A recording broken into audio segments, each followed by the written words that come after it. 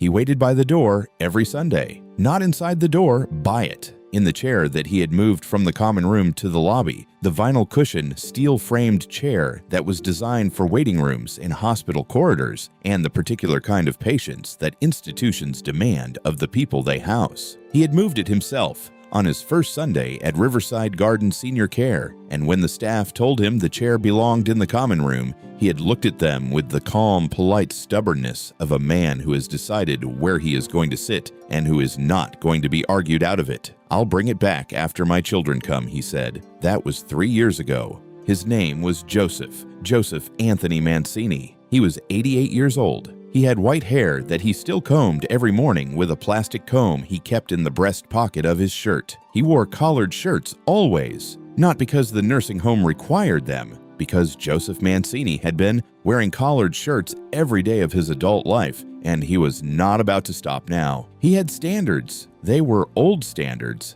They were the standards of a man who had grown up in a house where your father wore a tie to dinner and your mother ironed everything, including the dish towels, and looking presentable was not vanity, but respect. Respect for yourself, respect for the people around you, respect for the idea that how you present yourself to the world is a statement about how much you value being in it. He was thin, not frail exactly, not yet, but thin in the way that old men get thin when the muscle that held them together for decades begins to dissolve, slowly, quietly, like sugar in water, until one day you look in the mirror and the body you see doesn't match the one you remember. His hands trembled slightly, not enough to prevent him from buttoning his shirt or combing his hair, but enough to make the coffee cup rattle in its saucer and the morning newspaper harder to hold steady. His eyes were brown, dark brown, the kind of brown that looks black in photographs, and that his wife, God rest her, used to say reminded her of espresso. Strong and warm and capable of looking at you in a way that made you feel simultaneously seen and safe. The eyes hadn't changed. Everything else had gotten old around them, but the eyes were still his, still sharp, still paying attention. Every Sunday morning, he woke at 6. He showered, he shaved, he put on his best collared shirt, the blue one with the thin white stripes, the one his daughter had given him for Christmas 4 years ago, the last Christmas before the nursing home. The last Christmas when his life still had the shape of a family. He combed his hair, he checked himself in the mirror, he straightened his collar, and he walked to the lobby, moved the chair from the common room to the spot by the front door, and sat down. And he waited. He waited for Michael, his eldest, 57 years old, a real estate developer in Scottsdale, Arizona. Michael had a house with a pool and a wife named Brenda who did not like Joseph and who had made it clear through 1,000 small exclusions and cold silences over 20 years of marriage that her father-in-law was a burden she had not signed up for. He waited for Catherine, his daughter, 54 years old, a corporate consultant in Chicago. Catherine was busy. Catherine was always busy. Catherine had been busy since she was 12 years old, filling her schedule with activities and achievements and the constant, kinetic forward motion of a woman who was terrified of stillness, because stillness meant thinking, and thinking meant feeling, and feeling meant dealing with things she preferred not to deal with. He waited for David, his youngest, 51 years old, a high school history teacher in Minneapolis. David was the one Joseph worried about least and missed the most. David was kind. David was gentle. David called once a month, which was more than the other two, and asked how his father was doing, and Joseph would say, "I'm fine, son," in the voice that fathers use when they are not fine, but when they love their children too much to make them feel guilty. 3 children, 3 cities, 3 lives that had expanded outward from the family home in Rochester, New York, like ripples from a stone dropped in a pond, moving further and further from the center until the center was invisible and the ripples were all that remained. They had put him in Riverside Gardens in January, 3 years ago. The decision had been made over a conference call that Joseph was not invited to participate in. Michael had organized it. Catherine had provided the research. David had objected quietly, in the way that youngest children object to things their older siblings have already decided, which is to say, without enough force to change the outcome. The reason was reasonable. The reason is always reasonable when families put their parents in institutions. Joseph had fallen twice, once in the bathroom and once on the stairs. He had left the stove on 3 times in 1 month. He had missed 2 doctor's appointments because he had forgotten about them. He was 85 years old and living alone in a 3-bedroom house that was too big for him and that contained, in every room, the ghost of his wife, Angela, who had died 2 years earlier and whose absence had turned the house from a home into a museum of grief. The children were worried, genuinely worried. The falls could have been worse.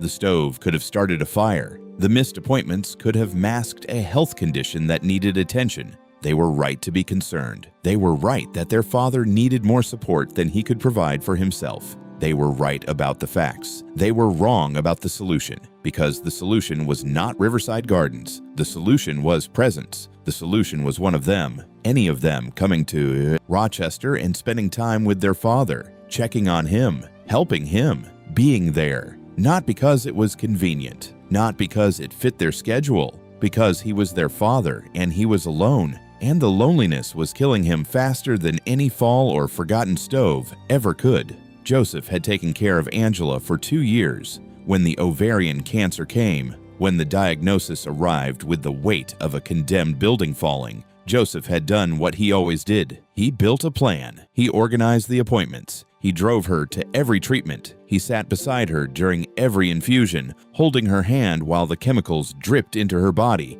and fought the thing that was killing her. He cooked for her, not just food, meals. The Italian meals his mother had taught him. The ones that Angela had loved for 60 years. The ones that tasted like their wedding and their honeymoon and the kitchen in the house on Elm Street, where they had raised 3 children and shared 10,000 dinners. He cooked minestrone soup when she was nauseous. He made risotto when she had appetite. He baked bread, real bread, by hand, kneading the dough with the same hands that had poured concrete and framed walls and built a company. Because bread requires patience and strength and the willingness to work with something alive. And Joseph had all 3. He didn't ask for help. His children offered. They offered to come, to hire nurses, to arrange respite care. Joseph said no, the same way he said no to everything that threatened his autonomy. Not out of pride exactly, out of the deep structural belief that a man takes care of his wife, that this is not a choice, it is an obligation, a duty, the most important contract you sign when you stand at the altar and say the words. Angela died at home, in their bed, in the house they had built together. Joseph was beside her. He had been beside her every night for 60 years, and he was beside her at the end, holding the hand that he had first held on a dance floor in 1961 when she was 20 and he was 23, and the band was playing Fly Me to the Moon, and the future was an open road with no traffic. After Angela died, the house became too big. Not physically, emotionally. Every room contained her, every surface held her fingerprints, every corner echoed with her voice. The silence was not empty. It was full of everything she had been and everything she would never be again. Joseph started forgetting things, not big things, small things, where he put his keys, what day it was, whether he had eaten lunch. The forgetting was not medical, it was emotional. His brain, overwhelmed by loss, was shedding the details it considered non-essential to make room for the one thing it refused to forget. Angela, her face, her voice,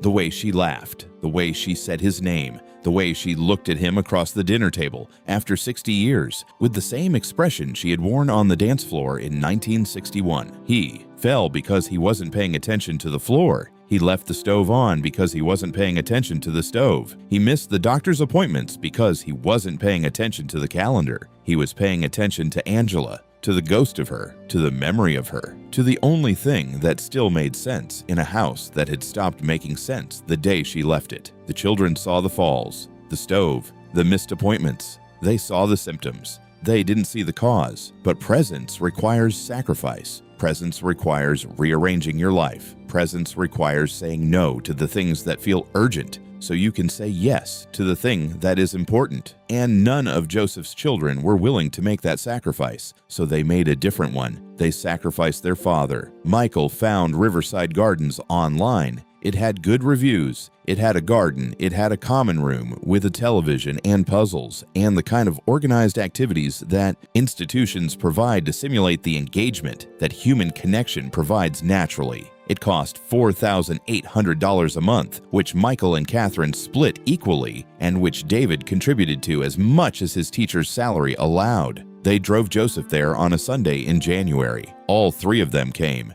It was the last time all three of them were in the same room with their father at the same time. They helped him unpack his suitcase. They arranged his photographs on the nightstand. They told him it was temporary. They told him they would visit every week. They told him the things that children tell their parents when they are leaving them somewhere, and when the guilt is so heavy that only lies can carry it. "We'll be here every Sunday, Dad. It's just until you're stronger. You're going to love it here." Joseph looked at his children. He looked at Michael, who couldn't meet his eyes. He looked at Catherine, who was already checking her phone. He looked at David, who was crying. He didn't argue. He didn't beg. He didn't do any of the things that a different man, a man with less dignity or more desperation, might have done. He sat on the bed in the room that was now his room, in the building that was now his home. And he said, "I'll be fine. Don't worry about me." And they left. They came the first Sunday. All three of them. They brought flowers and a box of cannoli from the Italian bakery in Rochester that Joseph had been going to since 1962.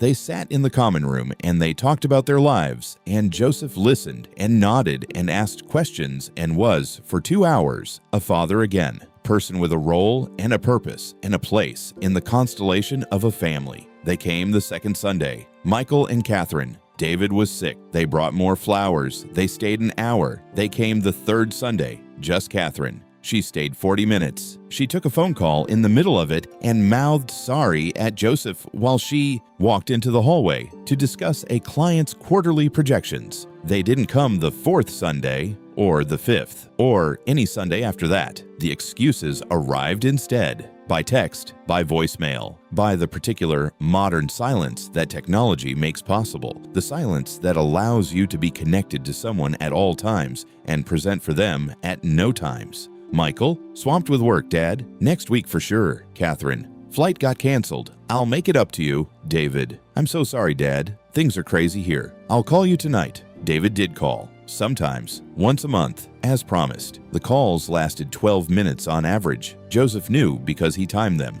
not out of resentment, out of the same meticulous attention to detail that had characterized his entire life, the life of a man who had run a small construction company for 40 years and who believed that you can't manage what you don't measure. 12 minutes a month, that was his allocation, his share of his children's time. 12 minutes out of 43,200 minutes in a month, 0.028%. A rounding error, a statistical noise, the mathematical expression of irrelevance. But Joseph didn't do the math. He just waited every Sunday, in the chair by the door, in his blue shirt with the white stripes, with his hair combed and his collar straight, and his brown eyes watching the parking lot through the glass doors. He waited because he believed they would come, not because they had promised. Promises are words, and words are cheap, and Joseph had been in the construction business long enough to know that the cheapest material is the one that fails first. He believed they would come because they were his children, because he had raised them,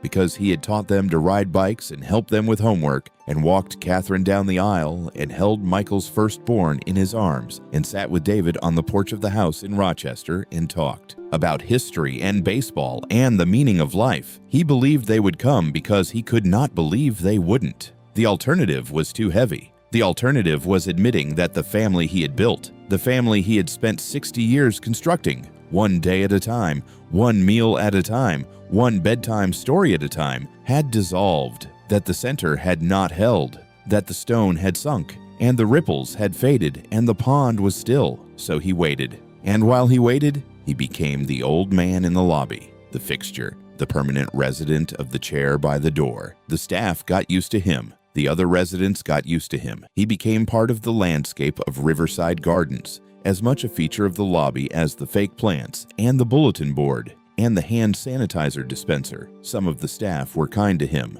Most were overworked and understaffed and operating under the constant pressure of a system that provides just enough resources to prevent lawsuits, but not enough to provide actual care. They did their best. They brought him coffee. They asked how he was doing. They said, maybe next week, Mr. Mancini, on Sunday evenings when the parking lot was empty and the chair needed to go back to the common room. But one staff member did more than that. Her name was Grace Okonkwo. She was 26 years old. She had been working at Riverside Gardens for 8 months. She was a certified nursing assistant, which meant she did the hardest work in the facility for the lowest pay. She bathed residents. She changed bedsheets. She helped people eat who could no longer feed themselves. She held the hands of people who were dying and who had no one else to hold them. The work was brutal. Not physically, although it was that too. The lifting and the bending and the standing for 12 hours on floors that were concrete beneath the linoleum took a toll that no amount of ibuprofen could fully address. But the real brutality was emotional. It was the daily exposure to abandonment, to watching families drop off their parents and grandparents the way people drop off dry cleaning, with a polite smile and a vague promise to return, and then watching the days pile up and the visits thin out and the person in the bed slowly understand that they have been left. Grace had seen it dozens of times. The pattern was always the same. The first month was full of visits and flowers and guilt-driven attention. The second month was phone calls and shorter visits. The third month was text messages and excuses. And then the silence. The long, permanent, deafening silence that settles over a nursing home bed like a blanket that no one can remove. She had lost 3 residents in the 8 months she had been there, not to illness, to grief, to the slow, invisible process by which a human being who has been disconnected from everyone they love simply stops wanting to continue. The doctors wrote cardiac failure or respiratory arrest on the death certificates because medicine requires a clinical cause of death. But Grace knew the real cause. She had watched it happen in real time. The dimming of the eyes, the slowing of the speech,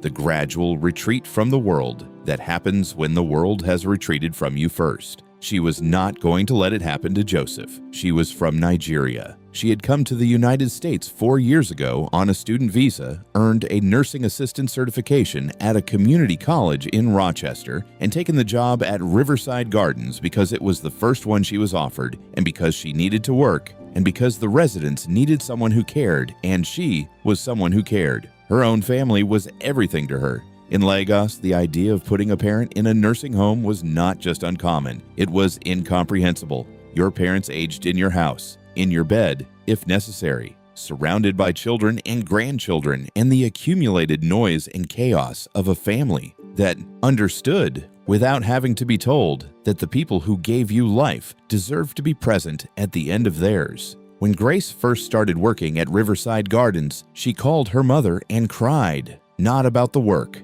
about the culture, about a society that builds institutions to house its elderly and then forgets them there, about the disconnect between the money that was spent on the facility, the $4,800 a month per resident, and the poverty of human contact that existed within its walls. Her mother listened. Then she said, in Yoruba, the language they spoke at home, "Be the family they don't have, Grace. That is why God sent you there." Grace took the instruction literally. She memorized every resident's name. She learned their stories. She knew their birthdays, their favorite foods, their medications, their allergies, their fears. She knew which ones liked to be touched and which ones didn't. She knew which ones wanted to talk and which ones wanted silence, and which ones wanted to be read to and which ones wanted music. She was, by any objective measure, the best employee at Riverside Gardens. She was also the lowest paid, $13 an hour, no benefits, no paid time off. The mathematics of care work in America, where the people who do the most important work receive the least compensation,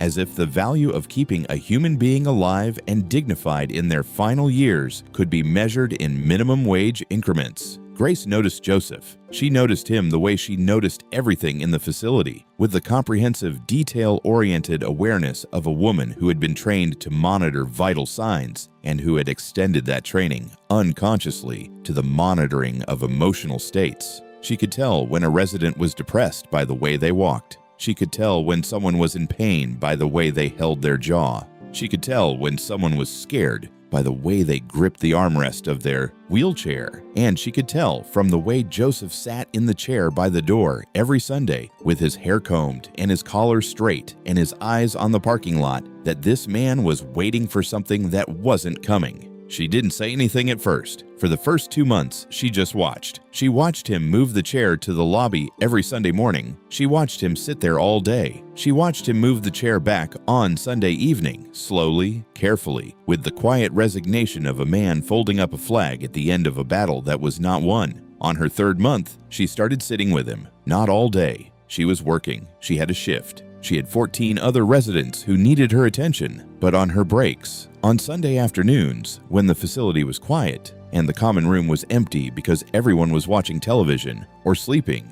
or staring at the ceiling in the particular way that people in nursing homes stare at ceilings, Grace would walk to the lobby and sit in the chair next to Joseph. She didn't ask about his children. She didn't mention the empty parking lot. She didn't say any of the well-meaning, terrible things that people say to old people in nursing homes. The "I'm sure they're busy," and the "they'll come when they can," and the "at least you have each other" platitudes that are designed to comfort the speaker more than the listener. She just sat and she talked about Nigeria, about her family, about her mother, who was a school teacher in Lagos and who had saved money for 12 years to send Grace to America, about her father, who drove a taxi and who called her every Saturday night without fail for 4 years because he had made a promise when she left, and he was a man who kept his promises. She talked about her father a lot, and Joseph listened, and something about the way she talked about him with the casual, taken-for-granted certainty of a daughter who knows she is loved, made Joseph's eyes get brighter and his posture get straighter and the trembling in his hands get a little bit less. "Your father sounds like a good man," Joseph said once. "He is. He works too hard,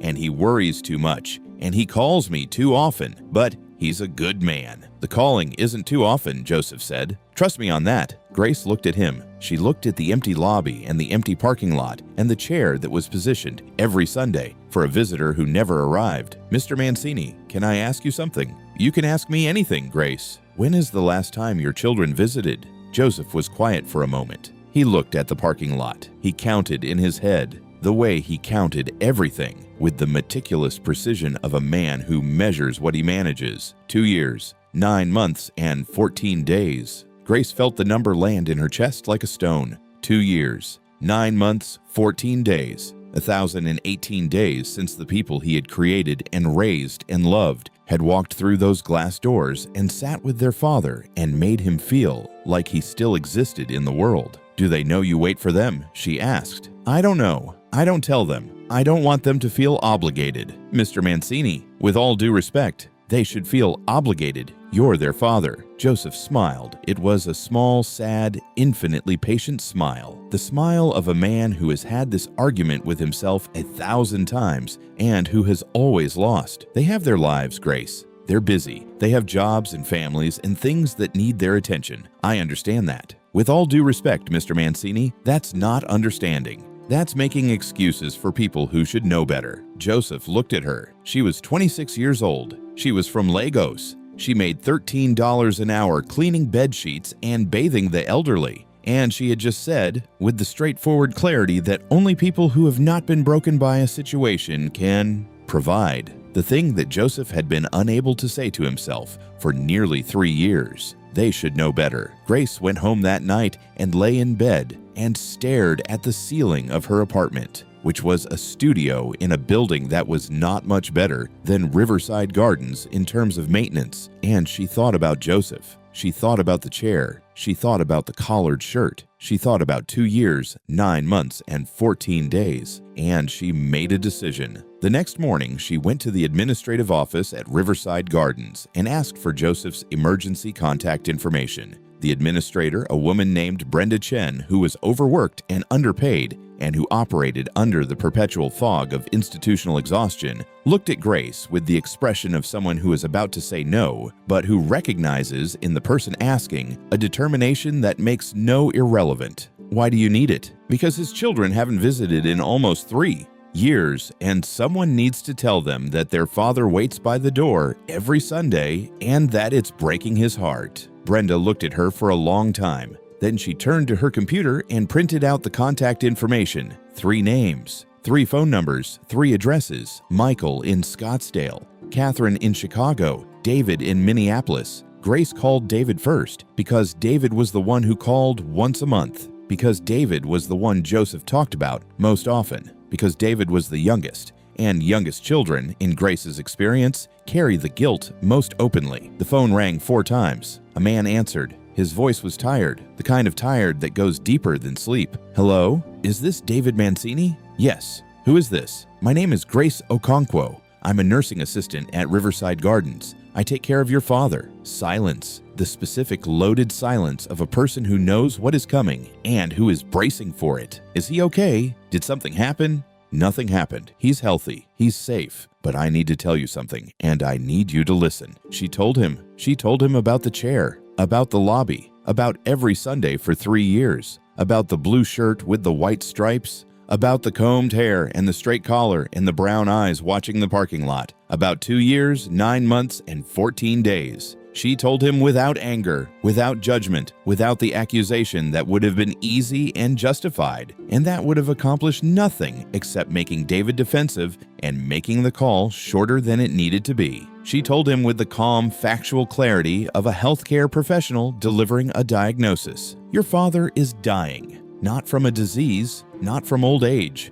from loneliness, from the slow, systematic erosion of a man's will to live when the people he lives for have stopped showing up. David was quiet for a long time after she finished. Grace could hear him breathing. She could hear something else too, a sound that she recognized because she had heard it many times in her work, the sound of a grown man trying not to cry. "I didn't know," he said. "I didn't know he waited. He waits every week, every Sunday, in the same chair, in the same shirt. Why didn't he tell me? Because he's your father. And fathers don't ask their children for love. They just hope for it." David was quiet again, longer this time. Grace waited. She had learned from 3 years of caregiving that silence is not emptiness. Silence is processing. Silence is the sound of a person's internal architecture rearranging itself to accommodate a new piece of information that doesn't fit the existing structure. "I'll be there this Sunday," David said. "Don't tell him. Let him be surprised." "Okay. And Mr. Mancini?" "Yes. Call your brother and your sister. Tell them what I told you. Tell them their father deserves more than 12 minutes a month."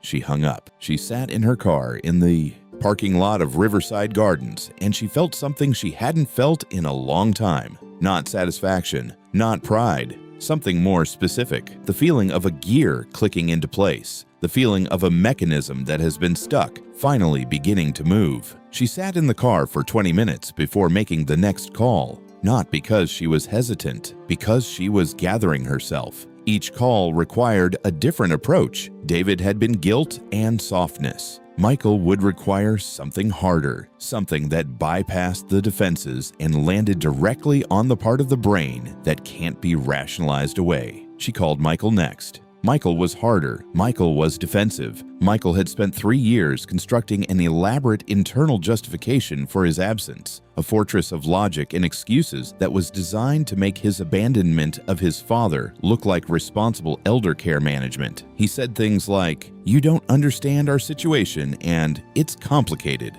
and "We pay $5,000 a month for his care," and "The facility has a 4.7 rating on Google," and all the other things that people say when they are using money as a substitute for presence, and when someone has the audacity to point out that the substitution doesn't work. Grace listened to all of it. She let him build his case. She let him present his evidence. She let him defend himself the way a corporate man defends himself, with data and logic and the absolute certainty that if the numbers are right, the decision is right. Then she demolished it. "Mr. Mancini, your father built a construction company with his bare hands. He raised 3 children. He took care of your mother through 2 years of cancer without asking anyone for help. He has never asked anyone for anything in his entire life. And right now, he is sitting in a chair in a lobby, waiting for his children to walk through a door. He's been waiting for 3 years. He'll wait until he dies. Because that's who he is. The question is not whether he can wait.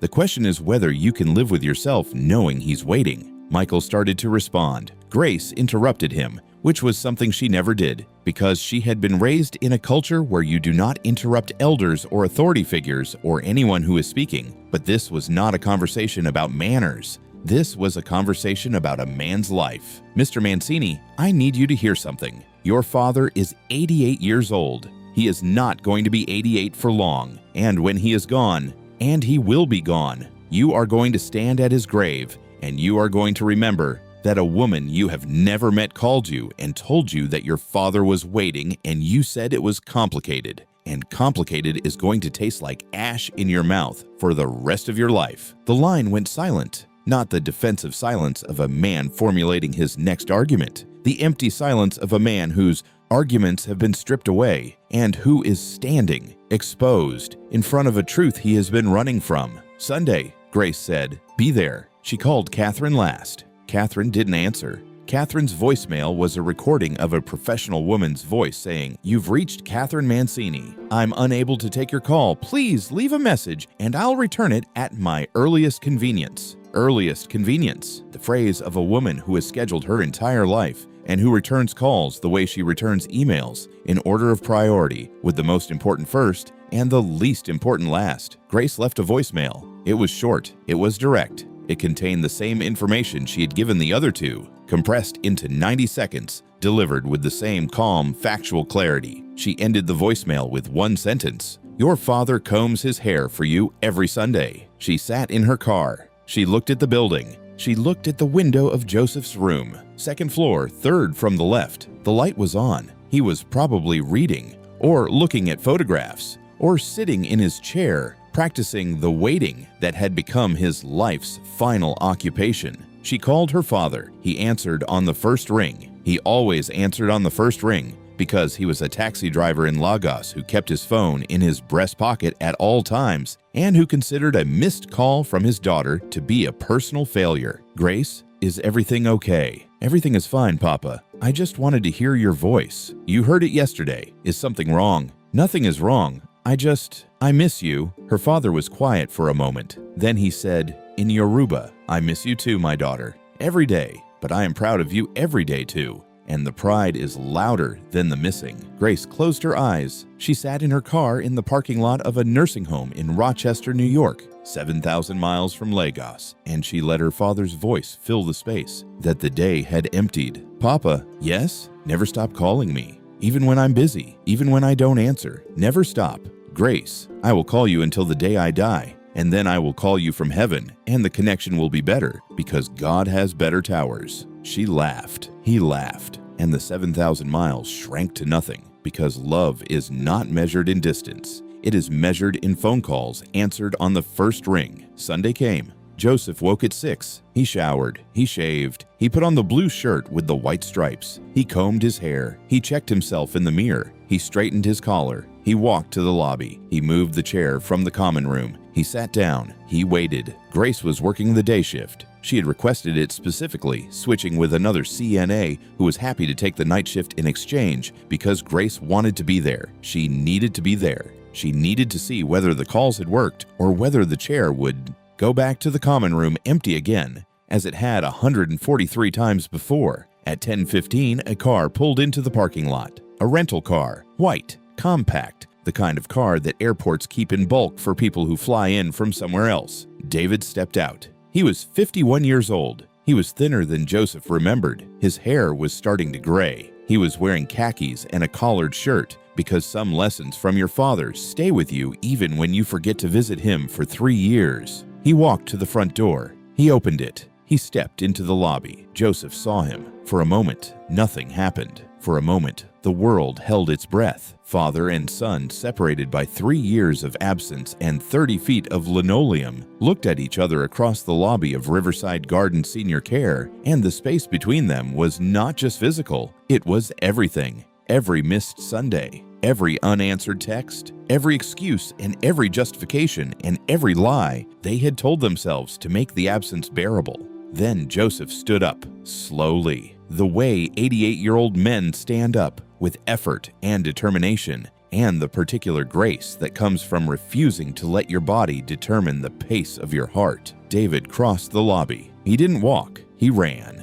He ran the way you run when you realize you have been walking when you should have been running, when the urgency catches up to you all at once and your legs respond before your brain can calculate the appropriate pace. He reached his father. He put his arms around him. He held him the way you hold something you almost lost, something you took for granted, something you left in a chair by a door and forgot about for 3 years because your life was busy and your schedule was full and the guilt was easier to carry than the suitcase it would have taken to come home. "I'm sorry, Dad," David said. "I'm so sorry." Joseph held his son. His arms were thin and his hands were trembling, but his grip was firm. The grip of a man who has been waiting for this moment for 1,018 days and who is not going to let it go. "You're here," Joseph said. "That's all that matters." They stood in the lobby and held each other for a long time. Grace watched from the nurse's station. She was crying. She wasn't ashamed of it. She had learned from 3 years of caring for the elderly that tears are not weakness.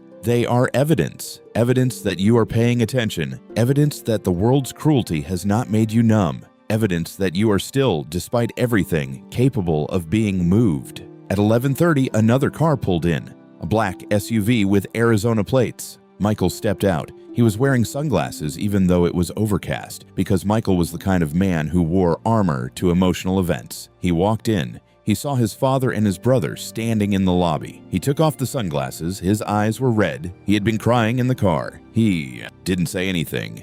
He just walked to his father and put his arms around him and stood there. The three of them in the lobby, while the other residents watched from the common room, and the staff watched from the station, and Grace watched from behind a box of tissues that she was going through at an alarming rate. At 12:15, the phone at the front desk rang. Grace answered. "This is Catherine Mancini. I'm at the airport. My flight was delayed. I'll be there by 3. Please tell my father I'm coming." Grace walked to the lobby. Joseph was sitting in his chair, flanked by his sons, looking like a man who had been lost at sea and had just spotted land. "Mr. Mancini, your daughter called. She's on her way. She'll be here by 3. Joseph looked at her. He looked at her with those brown eyes that hadn't changed, the espresso eyes that saw everything and that had spent 3 years watching an empty parking lot and that were now, for the first time since January 3 years ago, looking at something they wanted to see. "Thank you, Grace," he said. "You don't need to thank me, Mr. Mancini." "Yes, I do. I've been waiting 3 years, and you're the reason it's over." Grace shook her head. "You're the reason it's over. You kept waiting. Most people would have given up. I'm Italian. We don't give up. We just wait louder." Grace laughed. Joseph laughed. David laughed. Michael, who was still wearing the emotional armor but whose defenses were crumbling by the minute, almost laughed. Catherine arrived at 2:45, 15 minutes early. She walked through the glass doors in her business suit and her carry-on bag, and her face that was a wreck of mascara and tears, and the specific devastating guilt of a woman who has just realized at 35,000 feet over the state of Ohio that she has been the worst daughter in the world and that the quarterly projections she prioritized over her father were meaningless numbers on a meaningless spreadsheet that would be forgotten by everyone within 6 months. She walked to her father. She knelt in front of his chair. She took his trembling hands in hers. "I'm here, Daddy. I'm sorry I'm late." Joseph looked at his daughter, his youngest, his only girl, the child who looked most like Angela, the child who had been busy since she was 12 years old and who was, at this moment, finally still. "You're not late, sweetheart.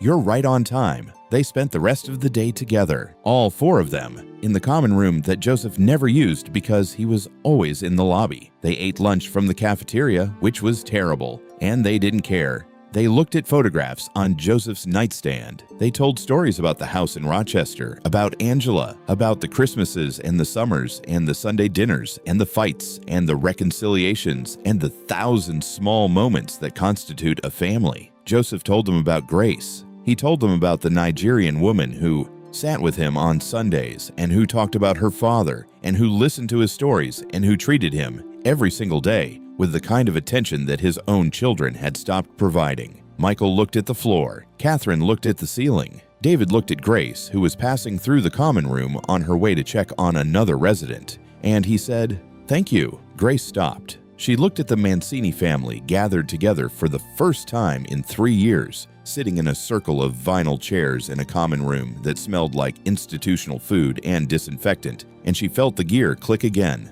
the mechanism moving, the stuck thing unsticking. "Don't thank me," she said. "Come back next Sunday." They did. Michael came back from Arizona every other month. He rearranged his schedule. He told Brenda, his wife, that his father was a priority now, and that if she had a problem with it, she could take it up with the Nigerian woman who had called him and destroyed his excuses with 6 sentences. Brenda, who was not accustomed to being outmaneuvered, said nothing. Catherine came back once a month. She took Friday flights from Chicago and stayed through Sunday. She brought work with her because Catherine could not completely rewire 30 years of compulsive productivity, but she did it in the common room, sitting next to her father, and sometimes she read him the reports and asked his opinion. And Joseph, who didn't know anything about corporate consulting, but who knew a great deal about managing people and building things, gave advice that Catherine later told her colleagues was better than anything the firm's senior partners had produced. David came every 3 weeks. He drove from Minneapolis, 7 hours each way. He stayed in a motel. He sat with his father, and they talked about history and baseball and the meaning of life. The same conversations they had had on the porch in Rochester. And the conversations were the same, but the meaning was different now. Deeper, heavier, weighted by the knowledge that time is not infinite and that every conversation might be the last. Joseph stopped waiting by the door. Not because he didn't care anymore, because he didn't need to. The chair went back to the common room. The lobby was just a lobby again. And every Sunday, instead of sitting alone watching an empty parking lot, Joseph sat in the common room with Grace and the other residents, and he told stories about Angela and the construction company and the house in Rochester. And people listened because he was a good storyteller and because everyone in a nursing home has too few stories to hear and too many hours to fill. Grace became part of the family, not officially, not legally, but in every way that mattered. She was invited to Michael's house for Thanksgiving. She was invited to Catherine's apartment in Chicago for New Year's. She was invited to David's home in Minneapolis for Easter, where she met David's wife and their 2 children, and where Joseph sat at the head of the table and said, "Grace, the prayer kind." And at the end he said, "And thank you, God, for sending me a grace of a different kind when I needed her most." Everyone at the table cried, including Grace, including Joseph, who claimed it was allergies. Joseph lived for another 2 years. Good years. Full years, years with visits and phone calls and the collared shirts that he never stopped wearing because standards are standards. Years with Grace, who continued to work at Riverside Gardens and who continued to sit with him and who continued to call her own father every Saturday night, a ritual that Joseph loved to hear about because it reminded him that somewhere in the world, the distance between a parent and a child could be measured in phone calls instead of years. He died on a Sunday morning in March. He was 90 years old. He was wearing the blue shirt with the white stripes. His hair was combed. His collar was straight. He was not waiting by the door. He was in his bed, in his room, surrounded by photographs and the smell of flowers that Catherine had brought on Friday, and the sound of David's voice reading him a passage from a history book, and Michael's hand holding his. Grace was there too, standing in the doorway, watching the family she had reassembled say goodbye to the man who had held it together. Joseph's last words were to Grace. He looked at her standing in the doorway and he said, in a voice that was thin but clear, the same voice that had said, "I'll be fine, don't worry about me," 3 years ago, except now it carried a different weight, the weight of truth instead of bravery. "Tell your father I said hello, and tell him he raised a good one." Grace nodded. She couldn't speak, but she nodded. Joseph closed his eyes. He took a breath. He took another, and then he was still. The funeral was held in Rochester, at the church where Joseph and Angela had been married 62 years ago. 300 people came. Former employees of the construction company, neighbors, friends, the extended family that Italian families accumulate like snowflakes in a storm, layer upon layer, until the weight of the connections is enormous and the warmth they provide is immeasurable. Michael gave the eulogy. He stood at the podium in a suit, and he talked about his father, about the construction company, about the collared shirts, about the chair by the door.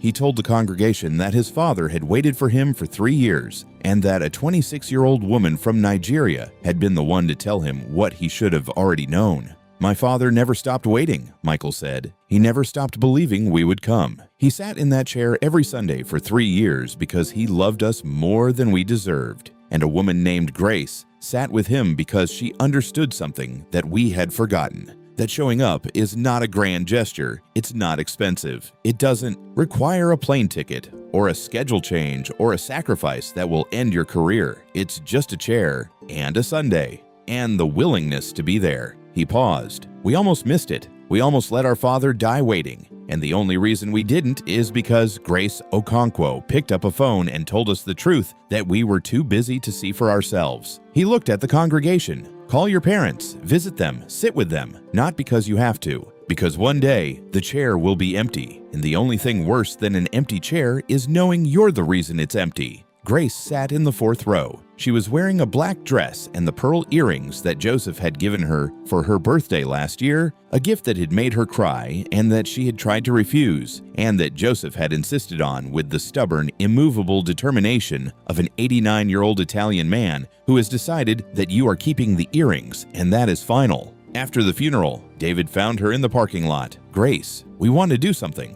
For you, for what you did for Dad. You don't need to do anything. We've set up a scholarship fund in Dad's name for nursing assistants to help people like you get the training and the education they need to take care of people like him. Grace looked at him. She looked at the church. She looked at the sky, which was clear and blue and cold, the way March skies are in Rochester, and she thought about Joseph, about the chair, about the blue shirt, about espresso eyes and combed hair, and a man who waited 3 years because he believed his children would come. He would have liked that, she said. We know. That's why we're doing it. The Joseph Mancini Memorial Scholarship Fund has awarded 14 scholarships in its first 2 years. 14 nursing assistants, 14 people who will walk into facilities and rooms and lobbies and sit with the people who are waiting, who will notice the chair by the door, who will ask the question that needs to be asked, who will pick up the phone and make the call that needs to be made. Michael runs the fund. It's the first thing he's ever done that isn't about money. He reviews the applications himself. He reads every personal statement. He looks for the same thing in every candidate: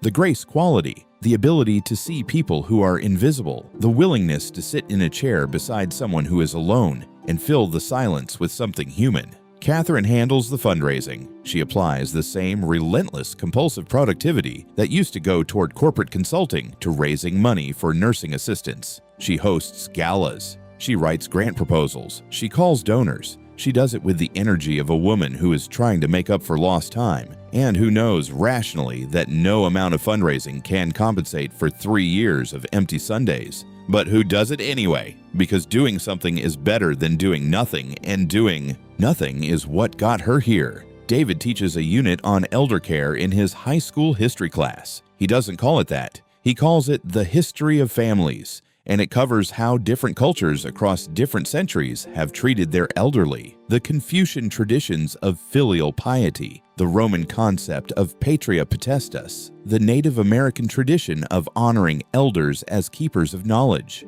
the modern American invention of the nursing home, which is less than 100 years old, and which David presents not as an inevitability, but as a choice, a cultural choice, a choice that can be made differently. His students love the unit. They ask questions. They write essays. They go home and talk to their parents about their grandparents. 3 of David's students have volunteered at nursing homes after taking the class. One of them, a girl named Maya, visits a 92-year-old woman named Dorothy every Saturday and reads her mystery novels and eats the terrible cookies that Dorothy insists on making even though she can barely stand at the counter. Maya once asked David why he started teaching the unit. "Because my father taught me something," David said. "He taught me that showing up is not complicated. It's not expensive. It doesn't require a degree or a certification or a $5,000 monthly payment. It's just a chair and a Sunday and the willingness to be there." What happened to your father? He waited, and someone showed up, just not the someone he expected. Grace still works at Riverside Gardens. She was promoted to lead CNA last year. She makes $16 an hour now, which is still not enough, which will never be enough for the work she does, but which is more than 13, and which represents a step in a direction that the entire healthcare industry needs to take about 10,000 more steps in. She still calls her father every Saturday night. He still answers on the first ring. The connection from Lagos is sometimes bad and sometimes good. And the conversation is always the same. Are you eating? Are you sleeping? Are you happy? And Grace always answers yes, yes, and yes. And her father always says, good. Then I am happy too. Joseph's chair is still in the lobby of Riverside Gardens. Grace asks the administration to keep it there, not as a memorial, not as a symbol, as a reminder that somewhere in the building, right now, someone is waiting. Someone has combed their hair and straightened their collar and positioned themselves near the door because the people they love might come today, and someone should sit with them while they wait, because that's what Grace did. She noticed, she sat, she called, she told the truth, and an old man in a blue shirt stopped waiting and started living. That's not a small thing. That's not a footnote in the story of a life. That's the whole story, the whole beautiful, heartbreaking, infuriating, redemptive story of what happens when someone decides that an old man in a chair deserves more than an empty parking lot. He deserves a visit. He deserves a Sunday. He deserves to hear footsteps in the lobby and to look up and see the faces of the people he made, and to know, in the final years of a life well lived, that he is not forgotten. Every old person in every nursing home, in every city, in every country deserves that. Every single one. Call your parents while you still can. The chair is waiting.